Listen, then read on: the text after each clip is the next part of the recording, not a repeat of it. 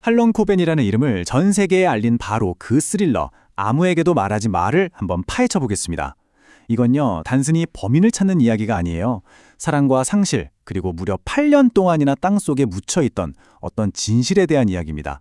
자, 지금부터 그 비밀 속으로 함께 들어가 보시죠. 자, 한번 상상해 보세요. 8년 전에 내 눈앞에서 살해당한 아내에게서 어느 날 갑자기 이메일이 온다면 어떨까요?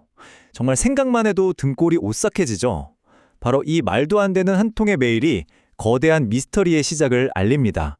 이 이야기의 주인공은 데이비드 베럭이라는 사람입니다. 아주 헌신적인 소아과 의사죠. 하지만 그의 인생은 8년 전 사랑하는 아내 엘리자베스가 정말 잔인하게 살해당한 그날 이후로 완전히 멈춰버렸어요.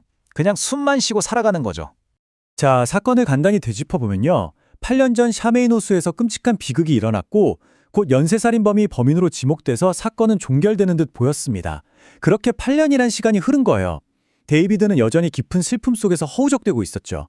바로 그때 기적 같은, 아니 불가능한 이메일 한 통이 도착하면서 굳게 닫혀있던 과거의 문이 활짝 열리고 맙니다. 이메일 내용은 정말 충격적입니다.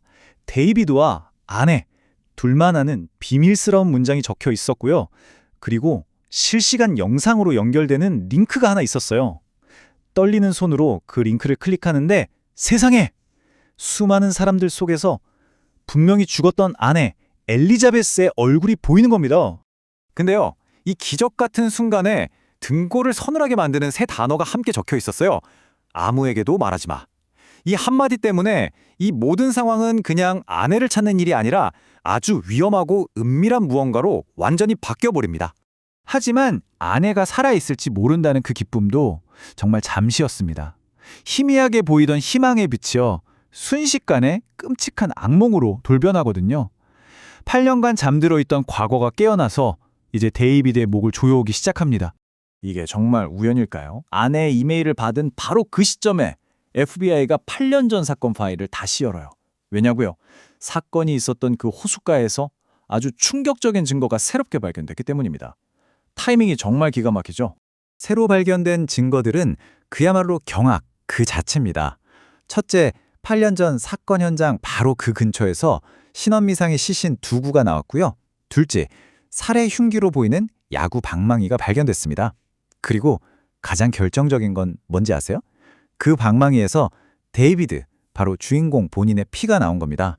지금 데이비드는 정말 미쳐버릴 지경인 거죠. 한쪽에서는 아내가 살아있을지도 몰라라는 기적 같은 희망이 손짓하는데, 다른 한쪽에서는 FBI가 당신이 아내와 2명을 더 죽인 살인마다 라면서 차갑게 몰아붙이고 있으니까요. 희망과 절망 그 한가운데에 던져진 겁니다. 이제 상황은 더 복잡해집니다. 데이비드를 쫓는 건 경찰만이 아니었거든요. 정체를 알 수 없는, 그를 영원히 침묵시키려는 또 다른 세력에게도 쫓기는 신세가 된 거죠. 그를 쫓는 자들과 돕는 자들의 구도가 참 재밌습니다. 한쪽에는 당연히 FBI가 있고 또 막강한 억만장자가 고용한 무자비한 암살자들이 그를 노립니다. 그런데 그를 돕는 사람들은요? 누나의 파트너, 그리고 과거에 데이비드에게 은혜를 입었던 뒷골목의 범죄자예요. 정말 상상도 못할 조력자들이죠. 정말 숨막히는 탈출 장면이 하나 있는데요. 북적이는 시장에서 FBI에게 딱 포유된 절체절명의 순간, 과거에 데이비드가 아들을 치료해줬던 마약상 타이리스가 그를 알아봅니다. 그리고는 자기 부하들을 시켜서 일부러 소동을 일으켜 시간을 벌어주죠. 그 틈을 타서 데이비드는 기적적으로 도시의 어둠 속으로 사라집니다. 이렇게 쫓기는 와중에도 데이비드는 멈추지 않습니다. 이메일에 담긴 암호를 단서 삼아서 아내의 실종 뒤에 숨겨진, 정말 상상조차 할 수 없었던 추악한 음모의 실체에 한 걸음씩 다가가기 시작해요. 이 모든 비극을 시작한 진짜 악당이 바로 이 인물, 브랜든 스코프입니다. 돈과 권력을 다 가진 억만장자의 망나니 아들인데요. 8년 전 아내 엘리자베스가 우연히 그의 끔찍한 비밀을 알게 되면서 이 모든 비극의 막이 오른 겁니다. 자, 이 복잡하게 얽힌 거짓말의 그물을 한번 풀어볼게요. 시작은 브랜든 스코프였어요. 자기 범죄를 덮으려고 엘리자베스를 협박했죠. 이걸 알게 된 엘리자베스의 아버지, 전직 경찰이었던 그는 딸을 살리기 위해서 딸이 죽은 것처럼 위장합니다. 그러자 이번엔 브랜든의 아버지인 억만장자가 가문의 이름에 흠집이 날까봐 이 사건과 관련된 모든 사람을 제거하려고 암살자를 보냈던 겁니다. 결국 엘리자베스의 아버지가 모든 걸 고백합니다. 사실 8년 전에 엘리자베스라고 알려졌던 시신은 전혀 다른 사람이었고 최근에 발견된 시신 두 구는 딸을 해치려던 그 억만장자의 살인 청부업자들이었다는 거죠. 그리고 그들을 직접 죽여서 묻은 건 바로 자기 자신이었다는 충격적인 진실까지 털어놓습니다. 오직 딸을 지키기 위해서요.